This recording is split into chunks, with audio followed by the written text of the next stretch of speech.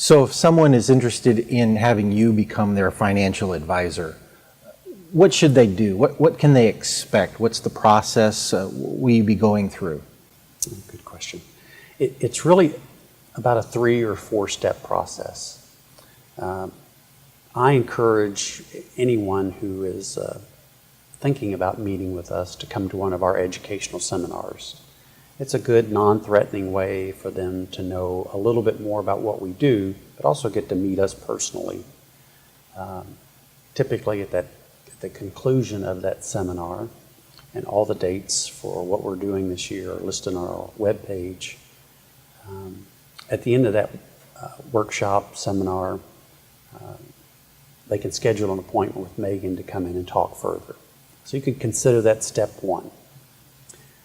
Step 2, when people do come in for their first appointment, which is usually about 60 minutes, for that first appointment we would ask that they would bring in the following. Last 3 years worth of tax returns, because you can amend back 3 years. Sometimes in amending, they can recover back taxes with interest.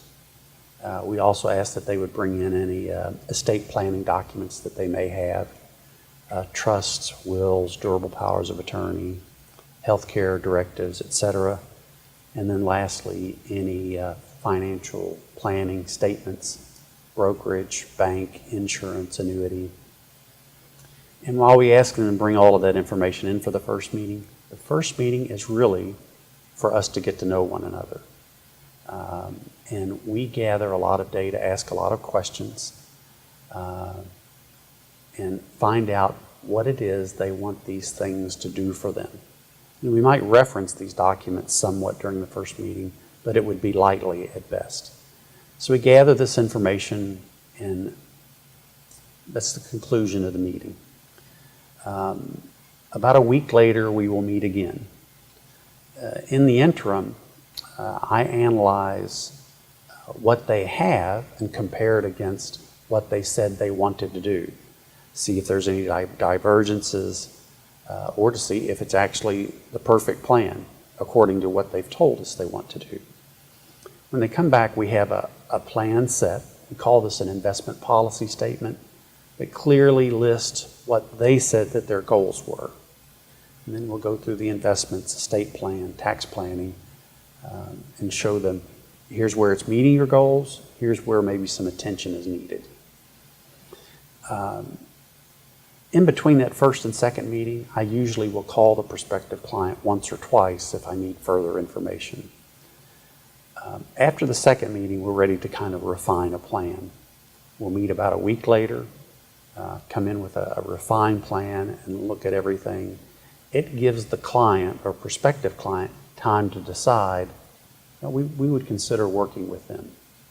In that third meeting, we give the full proposal of what we would do, our cost, our fees.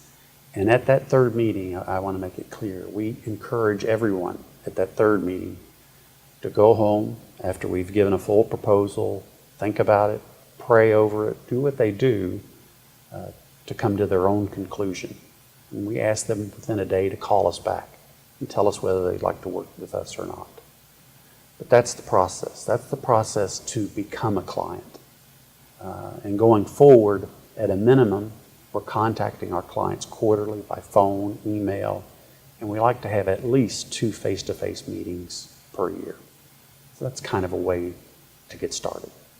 So the first 3 meetings before they ever become a client, no cost to them? No cost whatsoever. We want them to be as sure about working with us as we want to be about working with them. It has to be good for both of us. We don't have thousands of clients. We have hundreds of clients. We spend a lot of time with our clients. So it has to be a good decision, but there's no cost whatsoever. And if in the end they determine they feel they're better off where they're at, we understand completely. Or if we're in competition with someone else and they say, it was close, but we're going somewhere else, we understand completely. The main goal is for them to walk out of our office and be better off than when they came into our office. Thank you, Mike. You're welcome. And thank you for watching. We hope you've gained a better understanding of Hainsworth Wealth Advisory.